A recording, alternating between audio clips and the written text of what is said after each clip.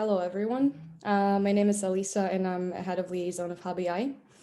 And today we're meeting with Silvia Carretta, a specialist in AI and law, a doctoral candidate at Uppsala University that's focused on the legal aspects of anonymous machines, anonymous, I don't know, thinking machines. Please correct me. Autonomous, yeah. Yeah. Autonomous AI systems. Exactly. Thank you. Well, as you can see, I'm definitely not an engineer, but today we're going to be talking about women in AI. So how this field accepts women, and we are going to be talking about the experiences that women face when they enter the male-dominated field. At the same time, we're going to focus on the IP regulations in AI, which is also a previous specialization of Silvia Carretta. And I think that further, it would be better that Silvia explains what exactly she's doing and what her experiences have been so far. So. All right. Thank you so much, Elisa. And hello, everybody. It's a pleasure to be here. So yes, briefly, I'm a lawyer, as a background, specialized in intellectual property, and now I'm working as a doctoral candidate at Uppsala University. And my field of study is around AI and law, and that's why I got involved in the field of AI. AI is a very broad world, and it's very big hype at the moment. A lot of people are working with it, and AI is pervasive in our society, so everybody's talking about it. And I think my position in the field of AI is a little bit atypical because I don't technically work with AI. I'm not an engineer, I'm a researcher. So what I do is that I research around AI. So I study AI and try to define what are the risk associated with the technology. And that's why my research involves the accountability of autonomous AI systems, which means that we're going to get into this a little bit later, but basically I'm trying to determine who is responsible if something goes wrong, and what happens in case the technology creates something that in this case could be a work of art or an invention, which falls under the intellectual property hat, and who's responsible and who owns the rights in that case. So both both positive and negative creation of AI, and I'm going to study and research further on the responsible side of it. But I guess I was invited to talk about women in AI due to the fact that I'm a member of this association called Women in AI. And I prepared a very small presentation so that you can actually see what I'm talking about. So I will be sharing my screen now. Last time I said I will continue without, asking you if you can see it, because the technology, I believe in technology. Well, my presentation didn't start. So. Okay. Yeah, it's not full screen yet. It's not full screen yet. No. Okay. Sharing is okay. Sorry. Trying to figure out. Well, I guess I can keep it this way anyway, because apparently if I put it in the background, it stops sharing.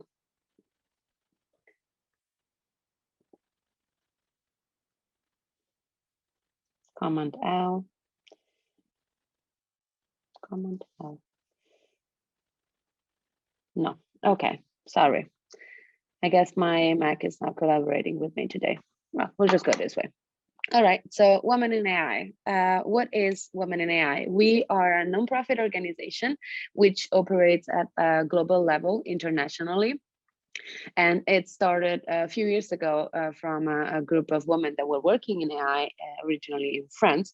And they thought it was necessary and very important to have an association or a place where women working with AI in different fields could find themselves at home and, collaborate with each other globally. The very interesting things about Women in AI is the fact that the mission is to increase women into the world of AI and bring them to collaborate in AI. And this is because we know that diversity is very important in the field, in every field, not just AI, but having more female representation could be a very good benefit for the entire society. So we are community driven, which means that there are many chapters all around the world, and all of them, they head back to the main organization, but they also have some liberty to organize events at a local level, which is the example that Women in AI Sweden could bring, and I'm part of the core team of Women in AI Sweden. So when I was mentioning the importance about diversity, is the fact that we don't just welcome women, but we are open to everybody of all genders, but also all age and all creed and belief, and everybody that wants to participate in making the world of AI more unbiased and more gender diverse, but also more inclusive. And this is important because, as I said at the beginning, AI is becoming very interlaced with our society in everything that we do. If you look at our phone, there's AI in there. If you look at Netflix and watch TV, there's an AI in there. If you take a bus to go to school, to university, wherever, there's usually an AI that at higher level, or at least like when implemented at an administrative level, studies which are the best route and which are the time where there is a lot of crowd in order to make a better system for transportation. So when we have AI in every level of our society, we need to know about AI, and we need to make it more inclusive, in particular because there is a risk that if we don't include enough people and enough diversity, then there's going to be a bias or a discriminative development of this technology. And since they have a big impact in our society, it's very important that we are inclusive. And this is why we have certain core values that I think are very important. And when I say this, these are the core values of Women in AI, but I think they should be core values for all the society and every places where when we find ourselves, because the importance of diversity, empowerment, responsibility, equality, they are core values that should they should lead our work in everyday life, not just when we think about women, or when we think about AI. So as I mentioned, we are the first global community, and we have more than 5,000 members and growing, and over 115 countries that collaborate at local level. We have 40 plus ambassadors, and as you can see here, not all of us have a tech profile, and I'm an example of that. I don't have a tech profile, for instance. I don't fall within the 38% there, but I have a humanities background. But even in that case, everybody is invited to join us and to participate. If you have an interest in AI, want to learn more, or if you're working with AI, whether you are at the beginning of your career or further on. I'm not by myself. I have an amazing team that I'm part of, and I think it's worth talking about other women working in AI, since this is the topic of today. Elena Kell, she's our ambassador. She's the one that started the entire group at local level in Sweden, and she works at HM, and she's the responsible and sustainable AI expert. Then we have Ivana, which is my colleague with which I work for the partnership and mentorship program. I will tell you more about the mentorship program later. Sophie, she works for Sana Labs, and she's the person leading the AI crash course together with another colleague, Jonna. Then we have Vinuta. She has a PhD from KTH, and she's responsible for the research track. Then me, which, well, we already talked about me, let's go further. And then we have Valerie, which is a community lead, and she's responsible for all the posts that you will see on LinkedIn and our marketing strategy. And then we have Rocio, and Rocio now, she's responsible for the AI Accelerate, but she's also going to be responsible for the events. And then we have Jonna, who just joined us, and I don't have her picture included, but we should definitely take care of that very soon. She's amazing, and she's working with Sophie in the education track. So these are real women that do a lot within AI, and they are especially women in AI, part of the team. So you can feel free to reach out to any of them if you're interested in any track, or if your background is similar to their background. When I present what I present here, it's, I guess, the core presentation of tonight, because we have a lot of activities that could be very interesting for all of you to know about and to participate, but also to inspire you further. So here are the events that are done at a global level. So we don't organize all of them here in Sweden, but most of them are done globally. So for instance, we have community events like the WAI Dataton. We have events like the awards or the summit, and education events like the Way I Learn. I will get more into some of this example later, but this is just to give you an idea what we do. And besides this, as I said, we also do research. We don't just do events. So we have scientific papers published, and we also have a newsletter and social media communication where you can follow up each different chapters. Not just Women in AI Sweden, but if you are interested in other countries, because whether you have a connection with that country, you feel free to reach out to them as well on LinkedIn. So as I mentioned, I wanted to present some of the events that we did. For instance, the Women in AI Dataton that was done in October, and it was an event to develop general knowledge on sustainable future, and it was the first datathon that was ever organized. But the very interesting thing was the fact that it was organized to solve real world problems, not just theoretical problems. And it lasted 1 weekend, and it was a very, very interesting event. We also have WAI Accelerate, which could be interesting for any of you that have a prototype or an innovation that want to develop. Because what we do is that with the WAI Accelerate program, we develop leadership and business advice aiming to women innovators in order to help us support with the development of the idea. To start a new venture. And you can see here there are different areas for the Accelerate: European, Asian, Pacific, or American, as in USA. Another thing that was very interesting to present, and especially because it allows the fact to, it allowed the opportunity to learn about amazing women that worked within the field of AI, was the Women in AI Awards that was done last year. And as I said, it really gave us the opportunity to network and acknowledge what are the development and what are the research and the invention that are done by women in the field of AI. The summit, we did it last year at the end of the summer, but we will probably do it this year again. So stay tuned for that. I think this is like one of the best opportunities because it brings together internationally and globally experts within the field of AI, but also people that are mainly just interested in AI and want to know more about it. And because we add keynote speaker, we had panels and workshop, both at more advanced level, but also at the beginners level. And I think this could be a very good opportunity for any of you that might be interested in the AI to get to know the field further.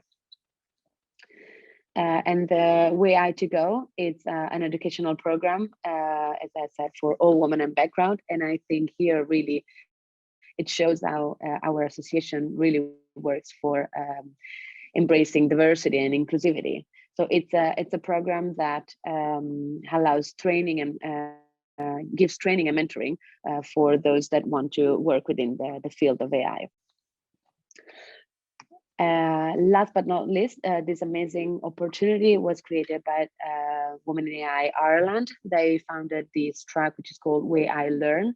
And it's basically an education program where people can actually get certified and get proper knowledge in the field of AI. It's running right now, so we are very curious to see what will be the outcomes of this. But as so far, been amazing. So very positive results already.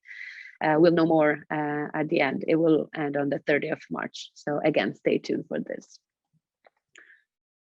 But talking more about luckily what we did here in Sweden, I'm very proud to say that this initiative were brought forth in 2020. Our group was put together by Elena at the end of 2019, and then it was gathered more during 2020, and that's also when I joined Women in AI Sweden. So during last year, which was our first year, we did a collaboration with Vinnova with a study on gender equality, which ended up being summarized in a report within the field of AI. So if you want to read it, you can go on the website here. And I think it's extremely interesting.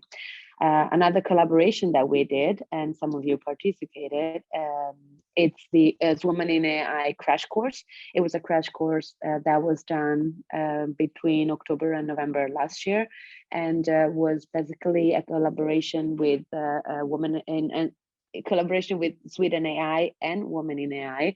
And the idea was to follow the course that was created by the University of Helsinki, which is the basics of AI, so that people could both follow the course online on their own, but also have a crash course with people where they could actually talk, and a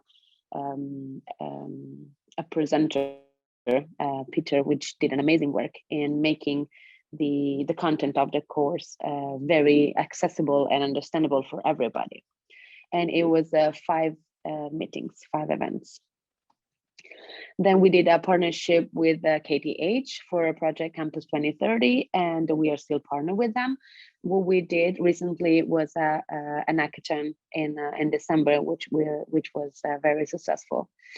The Women AI Accelerate, I already talked about this, so I will go a little further about the program that I'm most happy about, because it's the one that I helped launch together with Ivana, my colleague. So the mentorship program started last February, a month and a half ago, more or less, and we started the first cohort. The idea was to get together young professionals that work within the field of AI or study within the field of AI, want to know more about it, and pair them with mentors who are further on in their career within the field of AI. And some of them are CEO and a senior researcher and senior lead in different companies here in Sweden, not just Stockholm, but the entire Sweden. So it was a very broad reach, and I think we're going to have hopefully a second round in the fall. So for any of you that are interested in being part of this, whether you are serious about your career in AI and you want to learn more, then you can definitely, as I said, stay tuned, and we'll keep you posted. We had over 100 applications, and we selected 25 mentees, which was, we believe, a success for the first cohort, having so many people that wanted to join us. Unfortunately, as I said, the number were higher than the group that we could form. So we are hoping for the second cohort to make it a little bigger. But we prefer to keep it a little smaller as the first cohort, in order to have people that actually were interested in AI, but also serious about working in AI, and maybe already add some knowledge. Because if one person doesn't have any knowledge in AI, then we suggest to attend the crash course instead first, and then eventually participate in the mentorship program. So yeah, going so far, so far so good. Hopefully, we're gonna end the mentorship program with I don't want to call it party because it's gonna be on Zoom, but with a conclusive event in August, hopefully a virtual party. As long as we cannot meet online, we cannot meet in person. It has to be this way. So collaboration opportunities. This is just an open call for anybody who is interested and want to collaborate and believes in inclusive and diversity. Feel free to reach out and help us make a difference. We have all type of collaborations, so there really is no limits. Everybody that has an idea is free to reach out. Feel free to reach out to us. We have a lot of sponsors and a lot of activities that are possible thanks to them. In particular, the one written here are the main sponsors. But I also want to thank the Swedish sponsor and partners that we have, and are the one that we already had activities with. Last but not least, you can find us online at the Women in AI DACO website, or you can find us on LinkedIn. And here is my marketing pitch. Please follow us. It will be very, very great to have all of you following us on LinkedIn. And feel free to interact. We are a very open community. So liking, commenting, contacting us. You have my email here.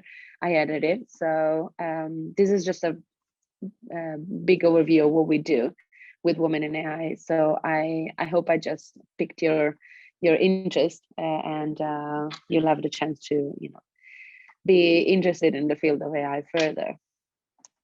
So I'm going to stop sharing so I can see your faces again. Here we are. Well, first of all, thank you so much for such a brilliant introduction of women in AI. And I had a few questions on my own behalf. It's about, first of all, I feel like when it comes to the tech field, these days, especially in the Western Europe, it's not about employers not being able to give a job to a woman, but it's about the lack of interest that we still have towards these jobs, just because they seem like they are for males. So it's more of an image of these jobs that we disagree with. Would you say that the question lies in attracting women to AI and to showing them that the tech field is not supposed to be gender-based? Or do you think that there is a problem in terms of employment? So it's about your experience personally and about what women in AI have found. Well, this is a very broad question. It can be looked at very different from different point of views. I think it's the main point is that it's extremely important to have people acknowledge the fact that there's a need of more women and more female in the field of AI. I think in a way it's also important to show female that the scientific fields are not exclusive for male. But I think there's also a matter of how the society is structured, and this can change a lot from one country to another.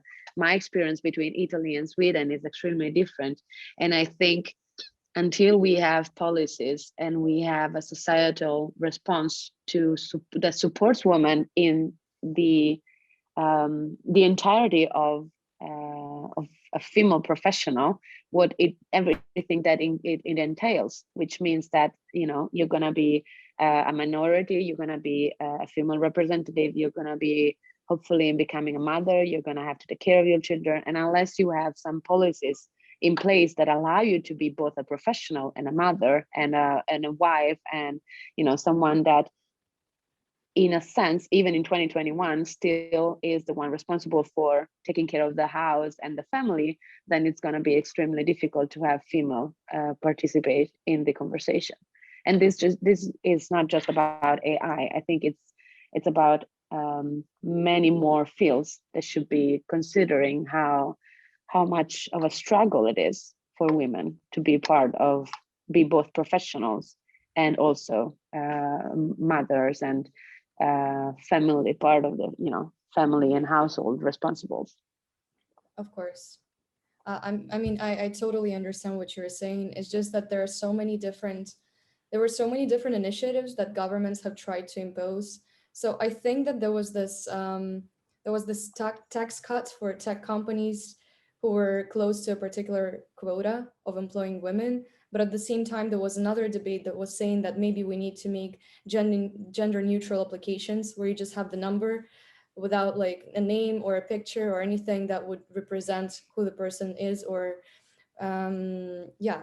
So there was a huge debate whether you're employing a woman because she's a woman or whether you're employing a person because of their qualifications. And I just wanted to ask you about your stance on this. And before you answer, I want to tell everyone that you can ask the questions in the chat, because I think that you're going to get tired of hearing me ask a lot of questions. That's fine, no worry. I mean, we are not that many, so if you also want to raise your hand or something, I think we can also just have a conversation. But yeah, I think it's very important that there are these type of policies in place, but I don't think they are really enough, because sometimes they are just as easily circumnavigated, even if they are in place. For instance, you have to consider that until a few years ago, there was a big majority of male in the decision room, and what they did in most of corporates in certain states was to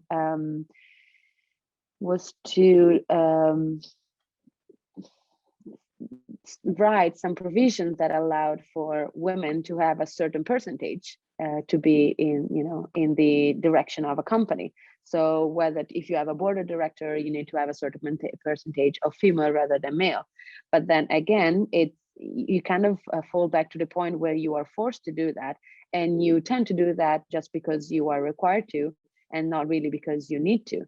And there are many examples that we can present about cases where woman-led company have been more successful than male-led company. And this is because there are characteristics that female have, which are, empathy and more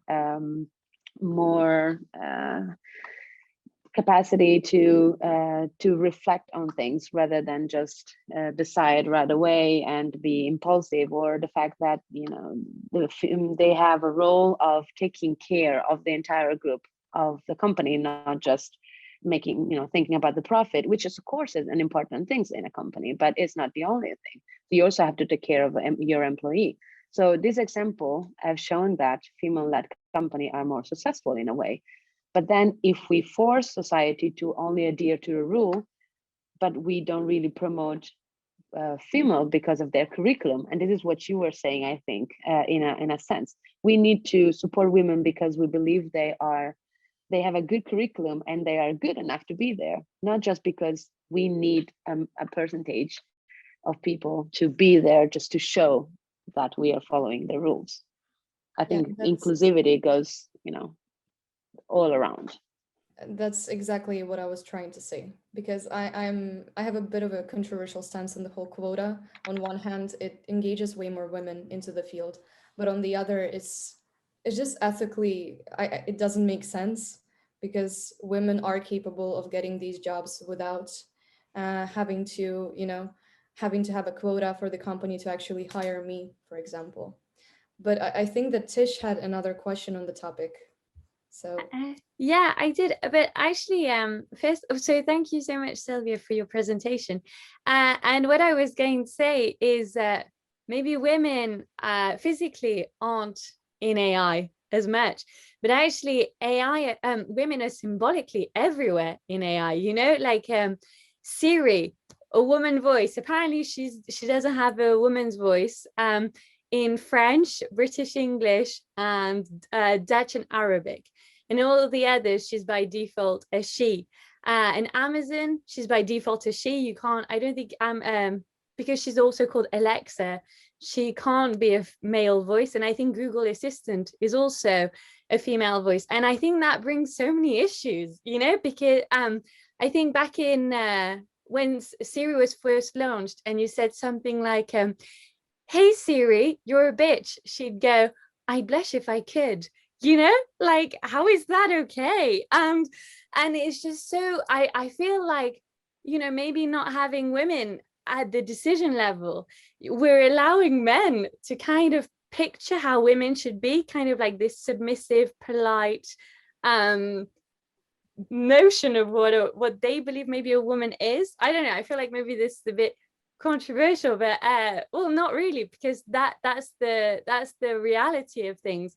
But do you feel like things are getting better? Like how would you see law or or like women in AI, how do they manage to kind of fight this, you know, because like Siri is at such a high level now, like voice assistants are everywhere.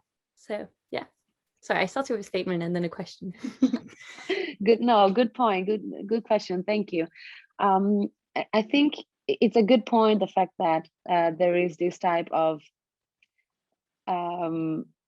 concept that we need to make AI more human or human look-like, and in a way we are making this assistant female. So I think there is a reason why it has been chosen that all these voice assistants are female, because it makes me think that most of the developer of AI are Western white guy between 20 and 40. So it's not just a matter of having female inclusivity, but also gender inclusivity and diversity, and also cultural diversity, because this belief that we have are very European centered, or American centered, but we have all other countries in the world and different cultures that they should be as well represented. So this is why it's important. And to go to the second part of your question, I think things are changing. There has been a lot of debate, maybe not as fast as we wished, but I have to say that the good thing that I'm noticing is the fact that when we talk about diversity and inclusion, diversity, inclusivity, and having a female brought into the AI the AI world, it means that we are not only referring to women. We're not making a call of action just to women, but we're making a call of action to everybody, all genders, whether they're male or female or LGBTQ, whatever. We have to make everybody feel included, and we need to make everybody be aware of this bias, which sometimes are, or at least not all the time, but sometimes they are unwanted bias that are caused due to the reasoning of the algorithms and the data that are used for training the AI, and we know all about that. But I think it's important that everybody's included, and that's why, for instance, in Women in AI, we say all genders are included, and we try to reach out to males as well, so they can help us. So since they are the one in, then we are reaching out to them for helping us get in the C circle, in the decision board, in the higher level of company, administration, government, everything. Yeah, thanks. No, and I completely agree. And actually, the statistics, well, what I was just talking about, all came out of a UNESCO report, actually called "I Blush If I Could." But what they also show is how women in more gender equal countries actually are the ones least involved in tech, so least involved in artificial intelligence. So the most inclusive from a gender perspective, I think Syria is the one with more women studying ICT than men, whereas places like Sweden have actually less. So yeah, I agree that men should very much be part of the conversation, because clearly we're not interacting with women. I don't know why as women we're not as interested in more gender equal countries. I think it's also, we also have to consider that it's not just a matter of access to the university and study level, higher university level. I think it's also a change that has to come from the youth. I think it's a change that has to come from enabling kids as well to be more inclusive and more aware of diversity, because there is a diversity in different genders, but trying not to fall prey of the standards of the traditions that we had until now, of the fact that a girl has to play with dolls and a boy has to play with car, and a girl has to be good with, you know, writing, but a boy has to be good in math. So all of this, it really makes an impact from the younger level. I think it's there that we really should work with, because they are the kids are the one that can be influenced the most, and are the one that can, you know, that will be the future. They are the future of the society. They will be the future leaders. So if they are the one that learn from a young age what it means to be inclusive and respect.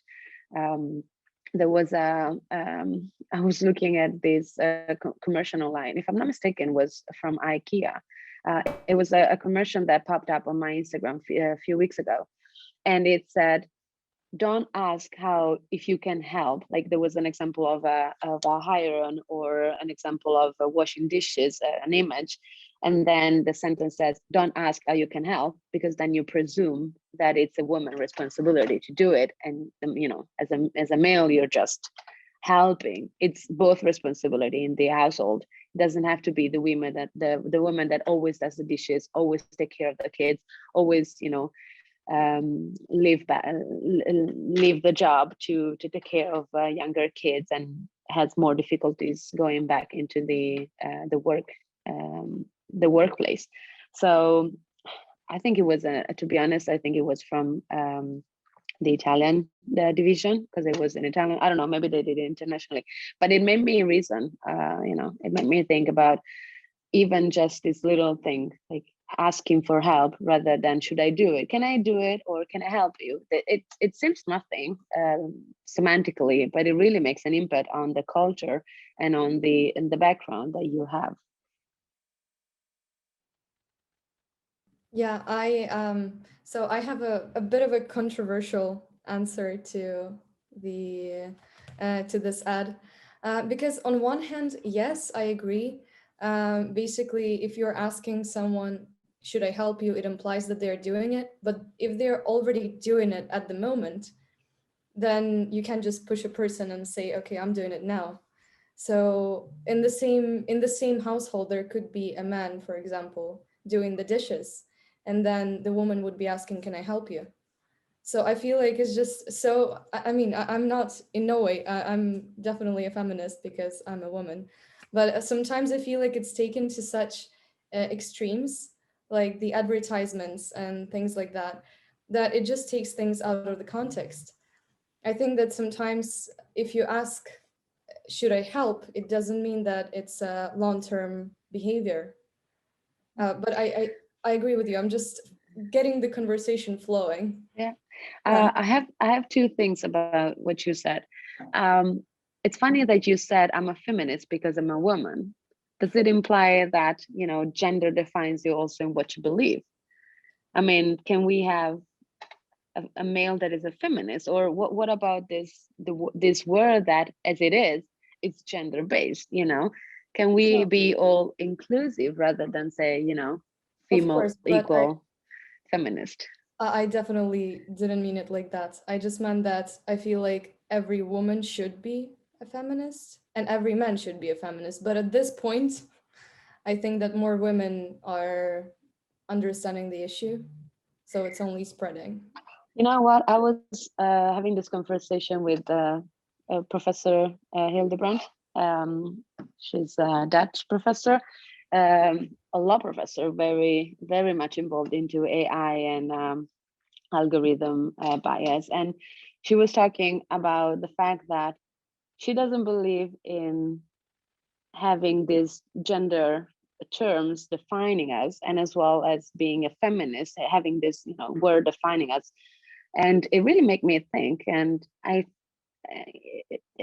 kind of wonder if she's right in a sense.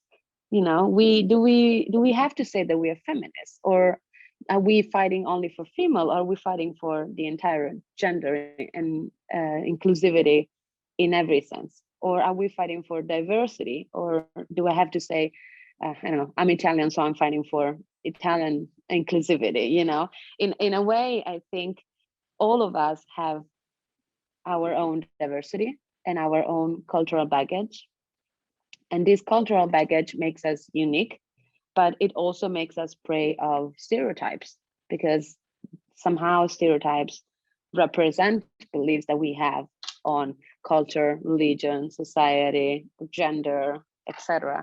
So I think sometimes we should try to be, it's not negative to call yourself a feminist, let me tell you this, but what I think is that sometimes we should try maybe not label ourselves so much, but be more open to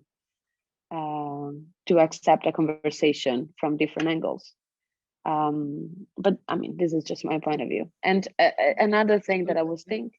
Yeah. Say that again. I just said that I totally agree with this point. I'm generally, yeah, just. Very good. With regard to the fact that, you know, you said, if a male is already doing the dishes and then a female would ask, can I help? Is it the same in reverse? Will we look at it the same way? Well, probably not, because as I said, all of us have different cultural belief, and we still believe that I think the majority of us would think that a male doing dishes is the exception to the rule.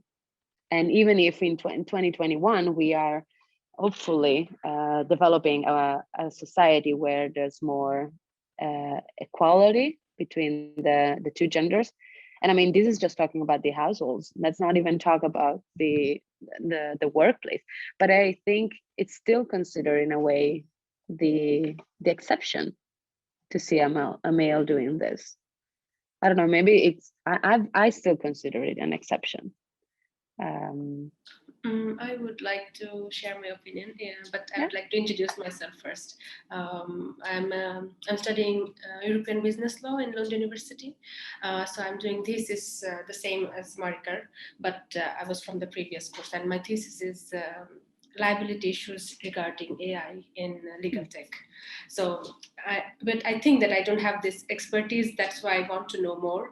And regarding this women issue, I would like to say that since I am from Bangladesh, when I choose to major in business law or like civil law, I had to explain myself that because I feel very I get personal when I get to read about criminal law, like violence against women. Not that I don't care about them, that I get personal. That's why I choose this. But now after coming to Sweden, I feel like why I had to explain myself in the first place, because it's not normal. I'm supposed to go with the human rights aspect because the society shapes us in this way. So we keep telling that, yeah, everything is equal and we all need to think that there is no bias, but this is how we grew up. And then there was one thing that my dad used to tell me, that for circus elephants, when they are small, baby elephants, they used to chain them with the rope. And then when the elephant gets bigger, and then they use the same rope. And then the elephant thinks that it cannot break the rope, but it's very easy for him to break the rope. See, I'm using here him, but pardon me for using this general term, it can be her as well. But the thing is that society changes our mind. So whenever we try to think, or I mean, subconsciously, we try to have this male-dominated society. We shape ourselves to the male-dominated society. That's why I have to explain more. I have to justify for being an ambitious person. I have to, like, for example, if a guy overworks, he's driven, but when a woman overworks, it says that she's careless towards her family. Maybe in Sweden, after coming to Sweden, I felt that how this biases affects my thinking process. That's why I used to believe that why do I have to be a feminist? Because I don't want females to overrule men. I just want equal opportunity. But the patriarchy is so rooted in so deep in our head that we need to take some, like, I need to be pushed to be at the same level like men. For example, I mean, I struggle to find out the exact forum. Maybe Corona is partly to blame, that how can I develop myself? I have this interest within AI, and how can I develop myself? That I'm from legal background, so I want to know more about this legal tech. But then to find the network, of course, I like the network here, but if there is a forum for women, then I know that, okay, I can go there and ask myself my position, or ask my situation, that how can I develop myself. So this little push is not about being biased towards any gender or anything. It's just that even males should be feminist, in a sense that it's just to create the platform that someone is far behind and they need to be pushed little to come forward and be at the same level. That's what I felt. Yeah, I wanted to add that it was interesting when you say that you have to explain yourself every time when you're like, just within the law. But I think it's even more visible when you're a woman who's interested in IT. Suddenly people will ask, wow, how come you're interested in IT? Suddenly it's like people are surprised that they see a woman working in the IT department, So I think it's very interesting that you say that. And also, what I was going to say, that when it comes to men, like I was, when we were talking about this, like men should be in this conversation, and briefly I was like, should I look at the participants in this event, and what I see is just women. I mean, and from what I see, that's also something that tells me, like, men when they know that's an event or something like a discussion that involves women and all that discussion, suddenly they feel like they're not needed there, or they don't include, or it doesn't concern them. So it's one of the things that I think should be more lifted up, that it actually does concern men, it actually should concern them, and we need them to be a part of this discussion, like Silvia has also said before. So very, very interesting share story that you shared to us, Nusrat. Well, thank you both for sharing your story, and thank you, Nusrat, for telling us about your personal story. I think one takeaway that we can have, that we can get out of this is that sometimes it's not just a matter of bias or discrimination, it's a matter of cultural, it's a matter of the background that we have and where we were raised and the person we got in contact with. And that's why maybe I can give you the advice of always try to be in touch with as many people from different backgrounds and different cultures and different countries as possible, not just because it could be a good opportunity for you to learn and to network and develop your career, but because I think it will also help you personally to become a better person, and try not to fall prey of the risk of being victims, and always say, oh, I have to explain myself, or I'm in the wrong side, I have to explain why I did that, or I have to justify my decision of entering into IT, or having always in the back of your mind the idea of saying, oh, I'm talking with people in the IT department, I'm not as good as they are, I don't have a background as good as they are. Well, you have a background in something else. So I think it's very important that you try to always push yourself to see different things from different perspectives, but also stop thinking that you're not good enough, and stop thinking that you don't have a background good enough, or you didn't study enough, you don't have as many years of experience enough, or why am I here? Do I need to justify what I'm here? I'm just here because I'm interested. I'm just here because I want to give a different point of view. I'm just here because I wanna say my 2 cents. And I can tell you that I lived in different countries in my life. I lived in the States, I Sweden, Italy, and then luckily I got to travel a lot with, and in Spain as well. And I think all of those countries, which are in a way very, very similar to each other, they're all like Western countries. They are all countries where there is a relative similar cultural, similar background, and similar also historical background. I think in a way, they still help me to look at things from different point of view. And I could only imagine what would be for me to go and live. I mean, I would totally do it if possible, you know, go live somewhere in Asia, go live in Australia, go live in South Africa, or, you know, for a longer period of time. It doesn't have to be years. It can be maybe like few months or whatever. You know, we have lives that we need to take care of. We have jobs. We can't really just run away for 6 months every year, especially now with Corona. But I think like all of these opportunities are important. And if I can give you my suggestion is like push yourself to be in touch with as much diversity as possible, and don't travel just for fun, for visiting, but travel also to open your mind and try to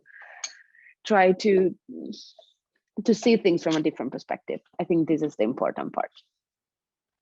So this exact this diversity issue, this has been raised when we were doing this course on like there were some AI tools being used for lending decisions in USA, and this has some sort of biases regarding the lending decisions. So AI came up with discrimination towards male and female, and then people's where they are buying their stuffs from. So everything can influence the AI decision. So then the result came out as that the more diverse the team are while coming up with the AI tool, the less discriminatory or the less bias it has for anything. So it actually works for everywhere. So the more open you are and you welcome different culture, so you become more neutral. Absolutely, absolutely. Well said. I also there's this person who interviewed for her book. She's called I can't remember her first name, Maria Benjamin. She's really cool if you guys are into AI. And anyway, she interviews this person from Google, and they're like, at one point we need to stop saying that it's the AI tool, the asshole. Like, we need to reflect on ourselves. It said even more rude. I kind of tamed it, but I think they've really got a point. You know, I think it's so easy for us to be like, oops, oh no, look, the AI is doing something a bit wrong. And it's like, but who did you include? You know, like Timnit Gebru, you know, she showed how Black women's faces weren't necessarily recognized. Like, how is that okay? You know, that's just a lack of data. I don't know. I feel like there's we need to bring people into the conversation. And also I think using jargon like artificial intelligence or black box, blah, blah, blah, like I think it then retracts away from what's actually important. And AI is attainable for everyone. People should understand the very basics of AI, because AI doesn't just come out of thin air. You know, it comes from humans, it comes from engineers, and they put down a ground truth. And if that ground truth is actually only for one segment of the population, then it's wrong. And everyone can understand that. There doesn't need to be like a high level of comprehension. But I feel like right now, when we hear AI, we're like, oh God, no, I don't want to have an opinion on this. I don't know enough. So yeah, I feel like for me it's diversity, and also way more confidence to impose ourselves. I don't know. That's my view on AI. That's a good point, and it all comes down to the data. So I think a big importance should be given to the data, because in a way, the more AI develops, the more it's going to be difficult for us to understand and have explainability of why the AI came up with that decision. But the thing that we can control, it's the data that we use for, you know, developing these machines.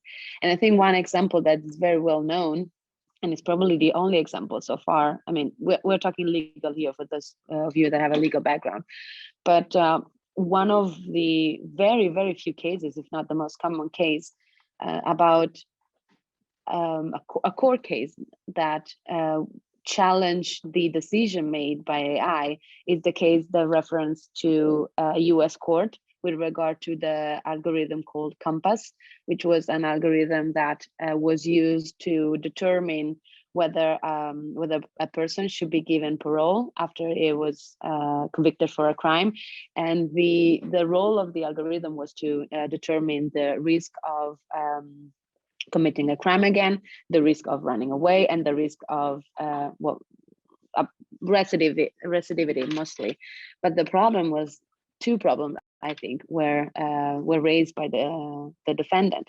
The fact that the algorithm didn't only use data with regard to that person, but used data from many other persons, because those were the data that were inputted into the algorithm. So you can't really, it's very difficult to judge a single case we refer to one person if you have an algorithm that decides on data that comes from many different people. And also the problem that it was very difficult to explain why the AI came up with that decision. And the man got 6 years in prison for the use of this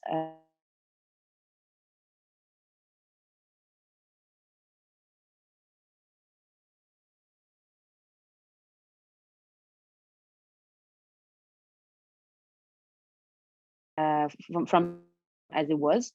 But the defendant complained about the fact that there was no explainability, and he was not allowed to look into the data that were inputted into the algorithm to train it, and also how the algorithm looked like. And the company that owns the algorithm refused to share it with the defendant due to the fact that it was protected by trade secrets, which means that if a company develops something that it's the core of their business, it's protected in a way that they cannot be forced to share it with other companies, because by sharing it, you make it public and therefore everybody can copy it. So you're going to lose your core business. But we have to think about also the interests that are involved here. We're talking about freedom. We're talking about suppression of liberty. We're talking about the fair trial. We're talking about intellectual property rights. So the trade secrets, should trade secrets be protected more than personal freedom? What about also the discrimination that was considered, I mean, at least by the defendant, discrimination against the defendant? Like, there are many constitutional rights that are involved here. Which one is more important? Which one is not? So even if we look at it in the broader sense, also when we talk about women being included, there are many rights that should be respected. Which one has priority? Can we even make a priority of rights, or should all of them be respected and represented and protected? So I think a big important is the data that are used for this algorithm, but also the people that are responsible for using this data. Because in the other sense, when we say that we should be all inclusive in terms of data, that's not 100% true, because there was an example that I can bring is the fact that if we have an algorithm that is used to detect ovarian cancer for female, then we should not be so equal that we put data into the algorithm from male bodies, because that is just unnecessary, because it's just gonna give extra workload for the algorithm, and it's not gonna come, not gonna bring anything good, because we're talking about something that only female have. So being equality doesn't mean 100% the same in everything. Because on the other side you have diversity, and we want to protect that as well. So that's why I think it's important also to consider equality, diversity, inclusivity. They're all very important. That they should all be considered at the same time as principle. I think that regarding what you were just talking about, there are a lot of diseases that affect both males and females, but they actually show different symptoms as well. So you cannot study one disease using the same set of data from two different genders. I think that, for example, autism, it shows very differently in girls, and that's also why it's way harder to identify, especially if it's not a harsher version of it. So the signs, I think they can be masking the social interactions.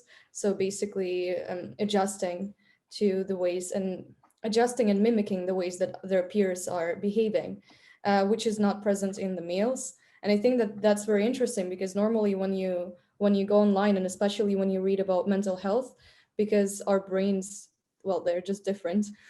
When you read about mental health, it's just a set of symptoms, but very few research actually goes into the differences between the two and how the symptoms show and how different treatments can affect different genders differently as well, which is, I think it refers to what you were saying about AI.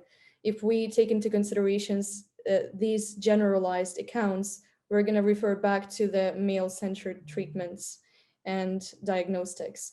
And that refers back to what Tish said about the data inputs, that if we don't have different research for two genders when it comes to these gender-sensitive diseases and mental health issues, we're not going to have the data to put into this AI to actually help produce better results. But that's just the thing I remembered, because I was recently reading about these issues within mental health, and that's just interesting how nobody talks about it.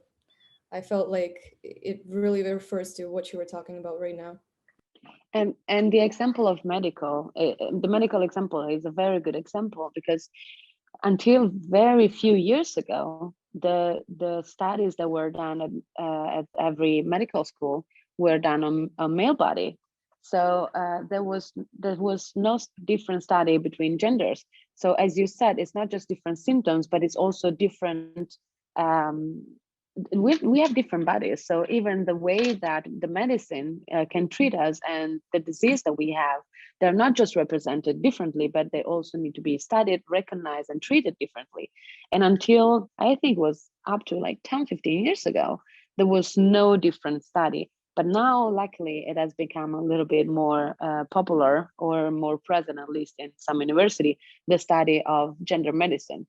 So you have medicine for female and medicine for male, or at least, you know, if not the medicine itself, but at least the study of the bodies and the disease and the way that we are done. So it's I think this kind of represents in a way what we've been saying so far.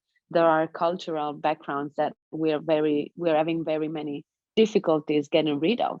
And this is not just about discrimination or about, you know, having an AI, a machine. We're talking about the medicine, the medicine, well, the science of medicine that has been around for millennia, and it's always been male-centered.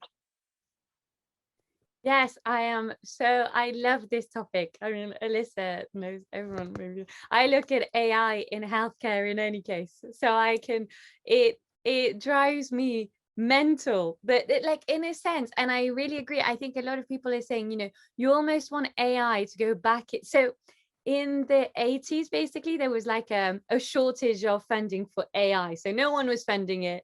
And I feel like almost that's what we need right now. Like you just want to bubble wrap AI a little bit, just so that we can we can actually try and make it work a bit better. Because right now, not AI itself, but healthcare being gendered already. Do we really want to automate it? Are we really at that stage? I don't know. I feel like exactly what you said, Silvia, you know, even just a woman's anatomy, like, I don't know, let's just talk about periods, you know, having PMS the week before your period. Doctors can't tell you why women get it. Like, isn't that crazy? Like, PMS isn't anything new. Yet, like, I'm sure if a man, but I don't think they get PMS, you know, that there is that. I feel like had they had PMS, they would have had some sort of study. So I don't know. I feel like AI. This is maybe something that I do like about AI then, because you get to bring it into the conversation. And it is the kind of thing, is AI actually making the human better? Because all of a sudden we're having to face these hard questions and hopefully get an answer with how we want society to look. But for that, you need more than just engineers in the conversation, in my opinion. So true, absolutely.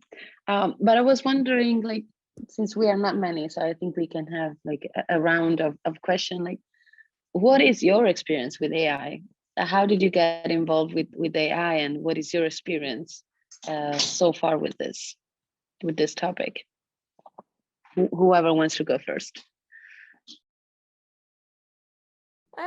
I don't know going first. So with me, I've always been quite interested. So I did law as my bachelor, and I was quite interested in IP law. And then I decided to do sociology of law, and I became really interested in virtual influencers on Instagram. You know, the like Lil Michaela, Bermuda, and like people really like you know, Lil Michaela has like this whole story about her and everything, and she sells like loads of products and she's got tons of followers, and I was like, wow, like how is she even regulated, you know? And the fact that I'm calling her a she, is that really what we want? So yes, I looked at kind of understanding the law and how do you even regulate these things, and yeah, the law just regulates it like a normal human, and I was like, but should that be the case, and blah blah blah. So I ended up doing my internship with a professor, an associate professor in AI, and now I'm writing my thesis on social robots that diagnose depression, and I'm looking at it from a gender perspective. So yeah, so as you guessed, this is anything with healthcare, and I'm here. But yeah, that's me. What about anyone else? Yeah, okay, I'll go because I don't like awkward silences. Yes. So I'm studying innovation and global sustainable development. And normally we talk about technological and institutional, mostly institutional innovation that we could introduce in order to accomplish sustainable development. But I felt like AI and other technologies are a bit disregarded in a sense that they are treated as technologies solely, so as a solely technological innovation, but not as something that could be a base for a future institutional innovation, for example. Because there are so many things, for instance, not only AI, but other smart technologies like blockchain that are used right now in companies for supply chain management and transparent interactions and transactions, and for environmental management, because you cannot erase this data. And I felt like, okay, sorry, this could be used in the governments as well in the future, potentially. But considering that we don't talk about AI that much and other smart technologies that I'm curious about, I felt like it would be really nice to join Hub AI when Tish told us that she is looking for someone to actually start this association, so that we can learn together and maybe spread the word to other people from different fields. So that's my story.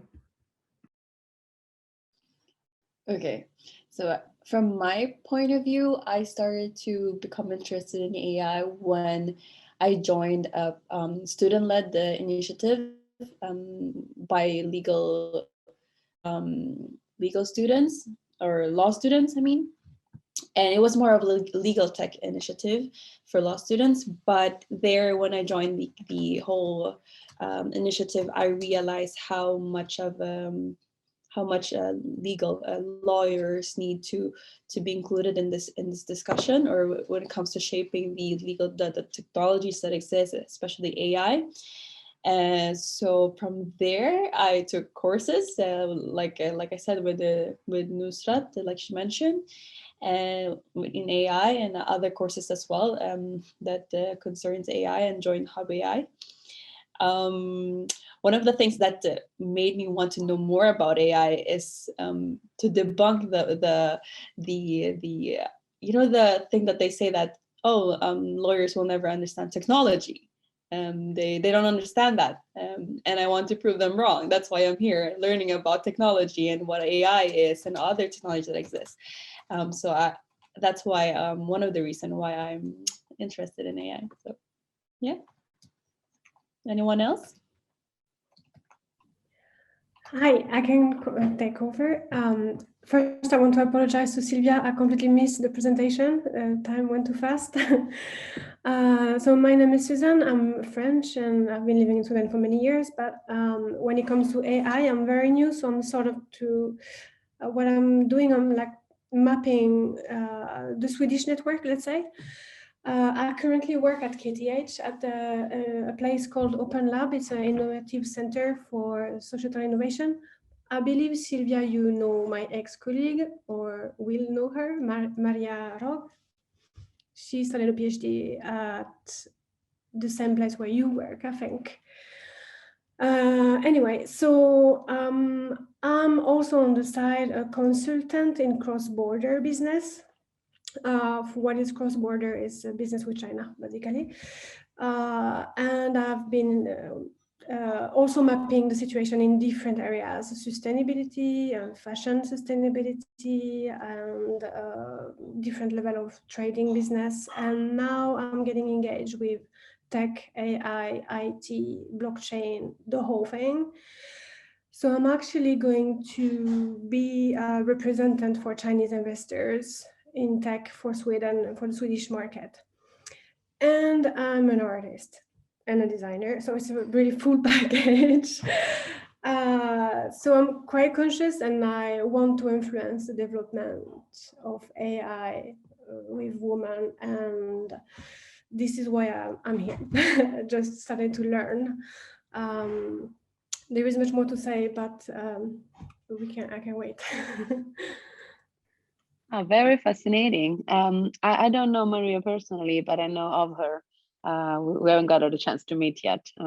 This pandemic year. She's mama-leading also now, so. Yeah, exactly, with the baby.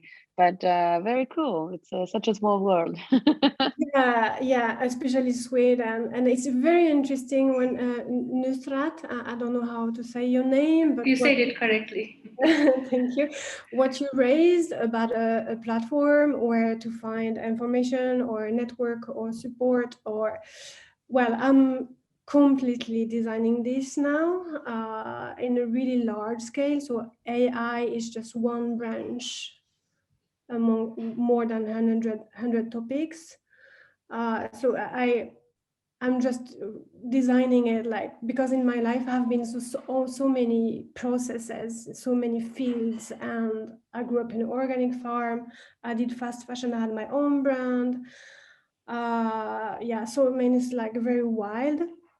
And I can really tell the needs also, and I'm quite fast now at pinpointing what's how to solve also multicultural person. So I'm hoping to answer your needs. That's what I want to say. So later on, I hope to share this project I'm working on. And Silvia, I was on my way to contact you personally for some AI product insight. Yeah. All right. Yeah, feel free to reach out. Gladly. All right. Who's next? We actually had one message in the chat. It's from Daniela Anderson. She's saying that she's in a noisy place, but she's coming from peace and conflict studies. She doesn't have any background in AI, but she finds it very intriguing. So some people are just exploring here and finding out whether they could apply it in the future in their field of studies, which is what we want to do. Yeah. Great, very exciting. Thank you, Daniela, for sharing. And I mean, it's good to be curious and not just about AI, but also about other technologies, because they're here to stay, and it's good that we are aware of their existence and what they do, and also the risk and the challenges that they bring.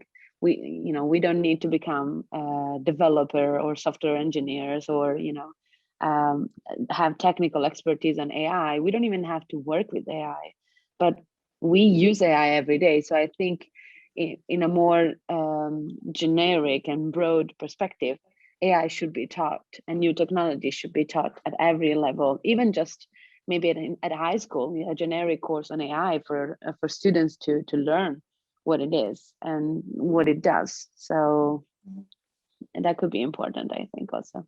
But that's actually a very, very broad issue with the public education today, because I don't think that it teaches a lot of useful skills that would be important in the society of today, because these systems were developed centuries ago, and for some weird reasons, they're still in place. So I think it applies not only to AI or to technical competence, but also to other social and interpersonal skills and leadership and maybe financial management that young students don't know how to do when they just graduate. In Ukraine, we graduate at the age of 17. We move out of our parents' house, and then we're supposed to just learn everything out of nowhere. And I feel like it refers to the education system at large. See, that's very, very cultural as well, though, because for instance, for my background, in Italy, it's not common at all to move out of your house when you're 17. So it gives you all the time that you need to actually go to high school and university, and then, you know, maybe get your first job and figure out many things in your life while you're living at your parents' house.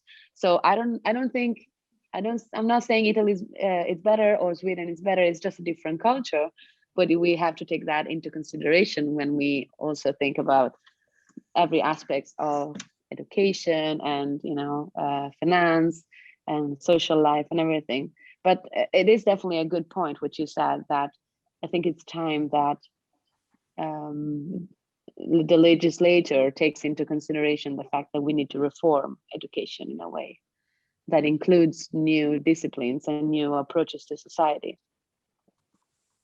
Yes, and I'm sorry for interrupting the introductions. I just felt it's something that I've been thinking about for a really long time. So maybe someone wants to be next with regards to their experience with AI. I think it's my turn then. Awesome. So I've just been listening to all these discussions and I've just been taking it in. But regarding my experience with AI, like it began, like I've always been interested in technology in general. So just hearing about AI, it just piqued my interest. Especially since I study Asian studies, and China is very aggressive with AI. So just that was the kind of like, what should I say? Kind of like the beginning of my AI journey. And then I just found Tish on Facebook, and then rest is history. But yeah, it's just interesting how much AI can be applied to very different fields and things. Like I just read an article some day ago that AI is applied on like games, video games, and how they use it to like just for the facial expressions, like they sort of like mimic real human beings expressions, and then they just apply it onto the figures in the video games. And I just think that's such a, like before it was all manual done, and then they could just find that solution, and I just, yeah, it's just really interesting. It is, and this is where what I was meaning when I said that AI is really all around us. But Lily, are you also at Lund University? Yes. It's very interesting what you mentioned about AI, China being at the forefront of AI, because I was reading this book this morning, and I found out that here, rubber rules, by the way, this is part of my research. So apparently in 2018, China wrote a 98-page white paper on AI standardization, which is considered to be at the forefront of regulation of AI in terms of breadth and depth. It really is all encompassing. And I think it's a very interesting approach, especially, you know, if you have the possibility to read the language and read the documents in Chinese, there's a lot of information and which in a way, again, kind of limits one's perspective and approach to other cultures if there's a language limitation. Like for instance, I don't speak neither Chinese or Japanese, but they are both countries that are doing a lot of things in terms of AI and regulation. And it would be amazing to have the opportunity to to read what they're actually writing about. But keep in mind this white paper on AI standardization, because I think it could be a good, generic knowledge on what China is doing with AI. Yeah, could be interesting. Yeah, I've heard about the article, but I haven't really gotten deep into it. So yeah, it's 98 pages, so could be a long read. But I'm sure very fascinating. Yeah, it is. I mean, it's I lost the page now, but there are many different topics that are presented here. Let's see if I can find it again. It was so interesting. So what they talk about, I mean, this is just, it's not strictly related to women, but I think might be interesting in sense of AI. Some of the discussion that are being developed around AI lately, which is also part of my research, since I'm here, we can talk about that. But defining what we mean when we talk about artificial intelligence, that's already difficult as it is. It seems obvious when you say Siri is an AI because it's a voice assistant, but what about other situation when there is an hybrid technology, so that doesn't really have AI, which is something that is happening quite often nowadays in terms of startups and new products, because a lot of people say, oh, we're using AI, meanwhile they're maybe not strictly using AI, or no, not mainly. But also defining the framework of what artificial intelligence system is, evaluating the level of intelligence.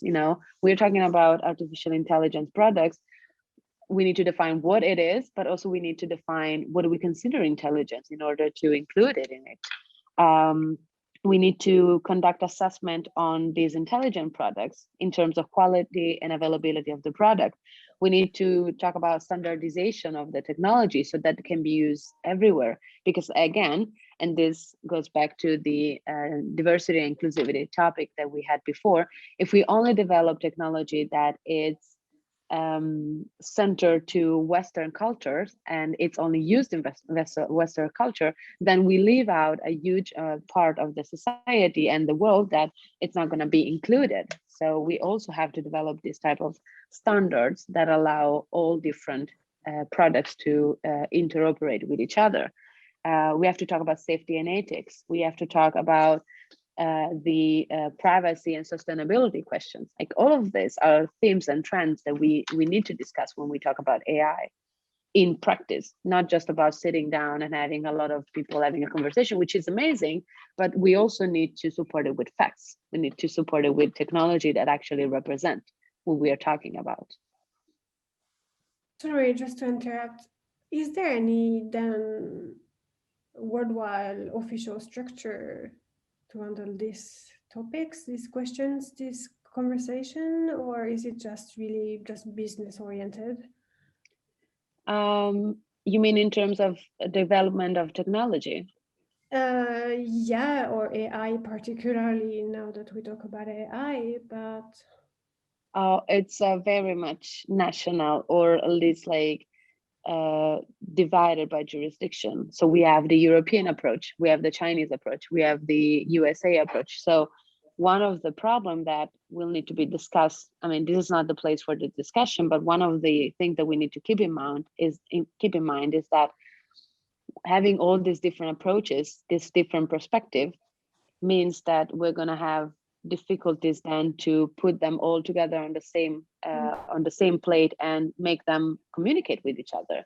And AI is not something physical. It's not about a book that I said, okay, I've read a book in Italian, I'm going to send it to France. Then it's still a book in Italian sent from one person from place A to place B. The problem with AI is that it's pervasive and global. It doesn't stop at the border of a country. So the problem with standardization is the fact that we need to include everybody because AI touches everybody globally. So in a way, it's extremely difficult to reach standardization and reach agreement at global level, but it's being done with other technologies. If we think about, for example, the domain name and IP addresses agreement that has been done, there is an organization that takes care of it globally. But that was a quite easy topic to regulate. IP are identifiable and they are not changeable and they refer to one person, so it's quite easy. But AI is a completely different set of things. So I think it's not, at least I think it's not possible at the moment to have standardization globally.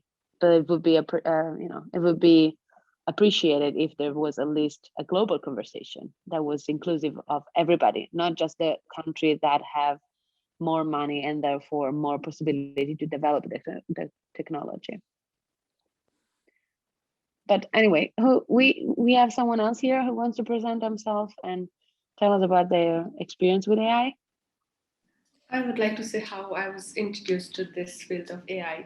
It was that I first came to Sweden to study Masters in Intellectual Property Law in Uppsala University, and Bengt was my patent professor. So our focus was pharmaceutical patents in general, but then in one of the lectures, he said something about like some of the results of AI cannot be foreseen by the inventor. And then if you give them patent for this product and then it comes out with something else, then how it is justified, how he gets the protection for something that he could not even foresee when he invented this. So this was my first into the system. And then later I felt that, okay, this is something I really want to know more and more. And I'm really grateful to him for like making me curious to this. Yeah. Very good. I mean, the field of IP and AI, I'm biased to that because it's, yeah, I guess, me too. one of my favorite field of discussion, and there is a lot of things to talk about there, and it's very fascinating, and in a way, things are quite they've been quite changing fast, and I think they will change even faster further on, depending on the development of AI. So, as of now, patents are not recognized by the European Patent Office for inventors that are artificial intelligence, even if it was the artificial intelligence who invented it in its entirety, because it's believed that an inventor has to be a human, which is also responsible for the economical aspects and the rights and obligation referred to that. But I think in a way this might change in the future if AI keeps developing and being even more so independent. So right now it's I think because I did a paper for my course that it can be proved that there is a product for this AI, that visible product, then it can be patented. But then again, if it goes back to the inventor who's a human but who could not identify what the AI could do, then the vague area remains the same. But I felt that the best part within EU is that it's constantly working and it recognizes the fact that it cannot be ignored because AI is not going to just vanish away. It will be here. Absolutely. I'm just going to say something as a dinosaur. Tish's mum, so she's probably cringing. So yeah, I started with computers in the 80s before there was a mouse and everything. It was, but at that time, and women were involved, and we were going through the glass ceilings. And I feel as though we've gone so far backwards in the 90s and the beginning of the 2000s. And it is so lovely now to see so many nationalities and so many women here. It's wonderful. It hasn't covered every spectrum, but the diversity is there. And I think in my time, we were still looking for quotas of women. And I think it might have done us a lot of damage. And I think women are now coming back, but we didn't talk about all the different sexualities, and we didn't talk about the other countries because we didn't have internet. So we were still in our little bubbles. I mean, we were working with the US and certain things, but it didn't occur to us that the world was such an open communication. And I think what AI has learned is what happened to the internet. And I think hopefully they'll structure and get the baselines correct, because I'm fascinated, but I think there's a lot of people who are too scared of it or don't understand it, don't want to understand it. And I think it's wonderful that, it's here. It's fascinating talking about the health, because initially they only did a lot of research on dead bodies. And it's only with AI that we are starting to look at how the brain works, and that we're learning so much. But then, it's taken us into so many new areas of who's responsible, what does it, beam onto, because there's so much. And then with AI, if they do take over jobs, who's going to be responsible for paying tax and national insurance and everything? So there's so many subjects, it's vast. Yeah. But I'm a true dinosaur, loving it. Thank you, Johan. I think I'm gonna say something that I'm not a dinosaur, but I feel like when I talk with the ladies here, they make me feel like so, because thinking of what you were saying with regard to the internet, when I moved to the States, I was living in the States in 2005, 2006. In 2006 was the year that Facebook arrived. By then, we only had MySpace. And I mean, I'm talking about something that way gone 50 years ago.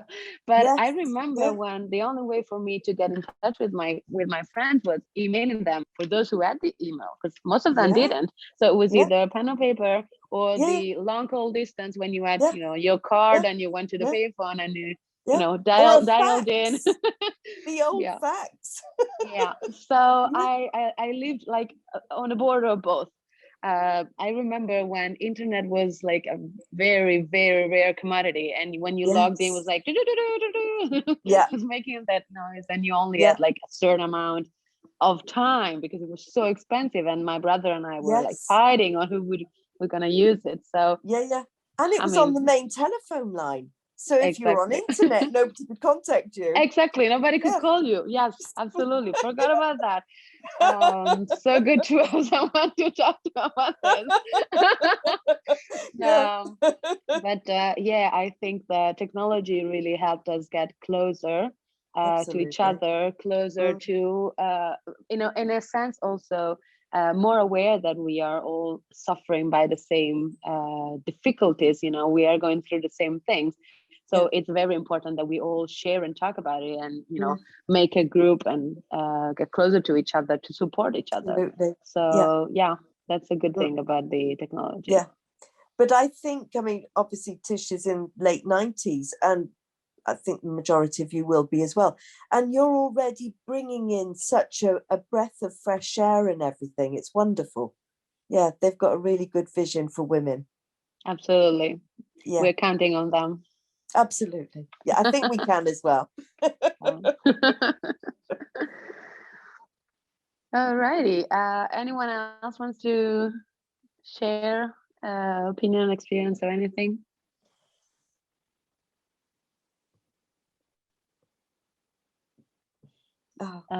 Lydia, nice background. Worked in digital advertising, but no specific experience of AI, changed fields, and I'm about to finish a law degree. Ooh, why did you? And I'm very interested in how AI could help make legal advice, court proceedings more efficient, but also further in the future on how or whether AI and robots could manage legal reasoning. Complete rookie when it comes to AI, very interested. Well, I mean, we all started there. We all started being not expert and not knowledge. We're building it.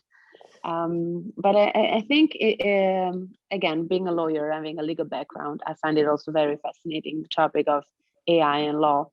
And there are definitely many conversations that can be done around the court proceeding and the justice, the impact that AI can have on justice, especially if we consider that AI has already an impact in the decision making. I mean, we have judges who are the ones that explain the decisions at the end of the day, but oftentimes, not in Europe, but for instance, in the USA or in other country, they use AI to facilitate the decision, or without even thinking about Compass, the software that helps make decision in terms of recidivity, so whether a person will commit a crime again. But AI is also used for deciding which proceeding go to which judge and at which time. So there's also an impact on not just on fair trial, but also in right to justice. If you have to wait months for being assigned to a judge and depending on which judge you are assigned, because maybe your case is about, you know, a black man that ran over a stop sign, or a white man which instead maybe did a small theft at the mall, then you have a system that decides which case to assign to which judge. Are we sure that the decision of assigning which case to whom, is it going to be really fair? Can it be considered not discriminatory and unbiased? Because it really depends on the outcome of the case. But there are also other impacts that AI can be used, for instance, in terms of proofs in the collection of proofs in the case. So I was reading an example of a case, again, in the United States, of a murder case where the police wanted to access the Alexa recording, because apparently Alexa was the only witness to the murder and was recording, you know, the last conversation. But the problem was that, again, for commercial and business reason, then the company didn't want to give access to the recording. But then at the end they did, and the case is still going to court. So we don't know anything because it was super recent, it was last month. But think about it. Are you gonna believe a recording of the Alexa if it's the recording of a murder? Well, maybe if you are the family of the victim, then maybe you want it to be used because you want justice. But what about you? What about whether you are the person that is being accused, you know, allegedly? Do you want your life in the hands of a recording of an AI? I don't know. Maybe we should think about it. It could have a real impact on a real life. But there are so many things, and even like, if I'm not mistaken, Lydia, you talked also about efficiency and legal advice. There are a lot of legal tech solutions. They don't always use AI, which it's another thing, but there are a lot of technologies in general that are used for simplifying legal advice and simplifying the work of lawyers. For instance, I was doing a lecture on tort law at Uppsala University last month, and I brought the example of AI used for merge and acquisition procedures, which means that when two companies either want to get together or, you know, sell part of the company to another, usually what is done is a due diligence procedure, and this involves a lot of paper. In particular, if it's a bigger company and, you know, we're talking about a big amount of money, then it's even more documents that are being given to the counterparty or the buyer. And well, lawyers have to go through that, and usually, you know, younger lawyers and trainees are the ones that have to do all the reading until they find something interesting that could be used for, you know, discussing or agreeing on the price for the sale and purchase or whatever. And the AI could be helpful for merge and acquisition in the sense that we could give all these documents to be read by the AI, and the AI can be smart enough to identify when there is a language that implies something that could be useful for the case or could be useful for the merge and acquisition. So that is also a solution. Again, that's going back to legal, but there are many other solutions that can be used. But especially, yeah. While you were saying this, it's actually kind of interesting how there are so many applications of AI in law, yet the law hasn't caught up yet with regulations on AI.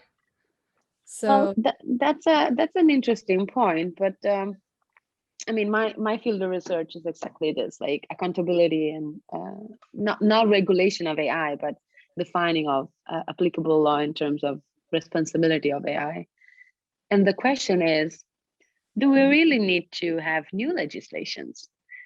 Don't the legislation that we have already apply? Like, why wouldn't they? So in a sense, for instance, in terms of product safety and liability, we already have 3 directives, at least for the European Union, that are from 85, 92, and 2002, if I'm not mistaken, and they are applicable. The only problem is that they are in abstract applicable, but they need to have certain adjustment or certain consideration that needs to update them to the legislation, to the current problems that we have with AI. So for instance, they apply to a product and not a service. So if AI is it's inputted into a self-driving car, then we have a product. But what about, I don't know, for instance, an AI, which is a software that determines whether you're going to get a loan from the bank or not? Is that a product, or is it a service? How do we consider it? And what I think is that we don't really need to have new legislation. What we need to have is new interpretation of the legislation that we have already, and eventually we need to have adjustments to the new issues that the legislation, that the AI and the new technology raises towards application of the legislation. Although I understand your point of view, and I agree that sometimes the legal world is very stuck on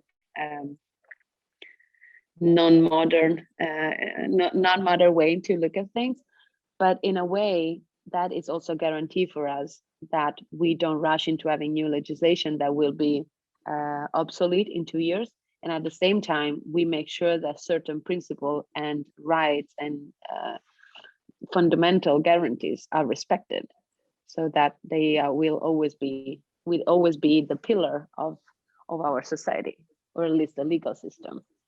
I totally understand your point, and I think that there were 2 things that came to my mind. Number one is, if AI fails, so there is some kind of a big decision-making responsibility that's delegated to an AI who is responsible for the failure and for the consequences.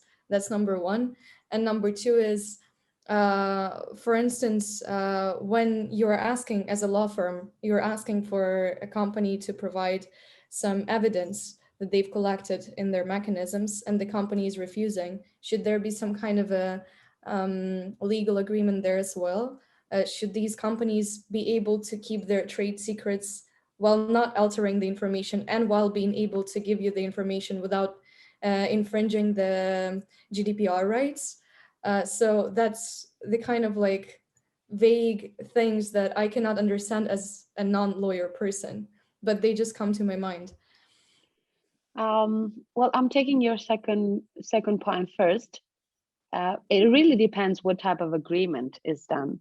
If it's between private companies and there is a non-disclosure agreement, then there is a rule in place, because the will of the party is what regulates the relationship between the parties. So if you and I have an agreement, and you provide the engineers to develop the software, and I provide the data and the information, then we have a non-disclosure agreement. Then neither you or I can go to a third party like Marika or Letizia saying, oh, I have this amazing product, I want to sell it to you. So that is one thing. But if the other case is like the case that I presented before, where the Compass case, where a person was on the line, and the judge had to decide whether they were going to go to jail or whether they were going to get parole, and the software is the one that was the tipping point, then in this case we have other principles that we should take into consideration. And that case, it's very popular, especially because the judges decided not to take into consideration the fact that the system, the algorithm was not available to the defendant, so the person that was risking to go to jail. And probably, again, I was reading about this recently, probably some researchers were discussing the fact that if the same case was to happen in Europe, the fact that the GDPR guarantees in Article 22, the fact that the human cannot be subject to automatic decision making without having a human involved, or at least having the right of, which is Article 7 and in 11, they guarantee the right of explainability of the decision. If the same case would happen in Europe, then maybe, we don't know because it didn't really happen yet, but maybe the person that was risking to go to jail would have had a different solution to the case, because again, he could have asked to have his personal freedom as a fundamental right be considered higher than the trade secrets of the company. And in that case, there are still agreements that can be done around the protection of trade secrets. For instance, only a third party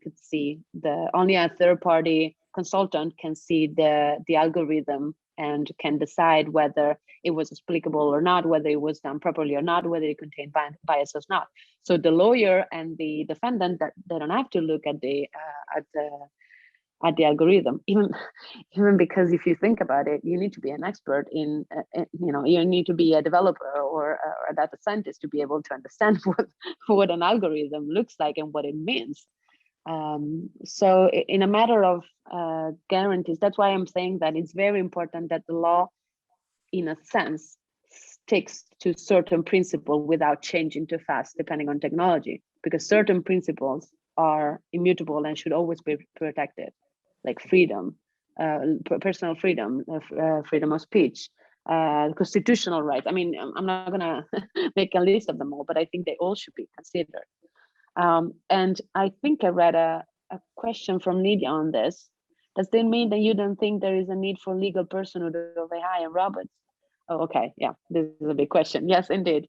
Well, maybe Elisa, you and I can take your question, your first question later, but talking about legal personhood of AI, there was a request in 2017 by the European Commission to discuss whether it was necessary to have a legal personhood. And in briefly, what I can say is the fact that they requested the AI high-level expert group to discuss whether it was actually necessary. And the outcome was that as of now, the subject of giving legal personhood to AI has been dropped because it really implies too many aspects that cannot really be taken into consideration at the moment. So as of now, there should always be a human who is responsible in theory. In practice, it's very difficult to understand who's responsible, because when we have an algorithm that has been developed, we have the developer, the software producer, maybe the party, maybe a company that is only responsible for a part of the software. Maybe we have the manufacturer of the product, we have the seller, we have the the user who is responsible for the negative outcome. And this is basically what my research is about at the moment. So stay tuned for a few years. I will let you know. Silvia, would it be possible to have a later discussion with you on this product liability directive? Because my thesis is on this. I would like to write to you about this. Yeah, if we can. Yeah, absolutely. I think you have me on LinkedIn, right? LinkedIn, yes. Yeah. Okay. So DM me there, and then we can find a time where we can talk about it. Yeah. Okay. Thank you. Gladly. Yeah. All right. Any other question or? I think Elisa, you had another question. Sorry to parent. Elisa, you go first. Oh yeah, okay. No. Who said something? I'm sorry. Oh, I think Suzanne. Yeah. It was me. Sorry, I turned off the camera. But just a quick question: is there a group that, like such as this one? Do you have a woman group conversation or a group that I could join? Well, concerning AI? as I was saying at the beginning, I'm part of this nonprofit association, which is called Women in AI.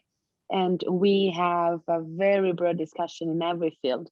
And we also have activities such as AI, Women in AI talk, so why talk, or we have AI courses, where I learn, etc. So if you're interested in the conversation, feel free to join us. You find us on LinkedIn at Women in AI Sweden, or you can find us on the internet at womeninai.co. That is one of the platforms, but there are many other platforms, of course, where you could join. I'm speaking from the one that I'm part of. Thank you.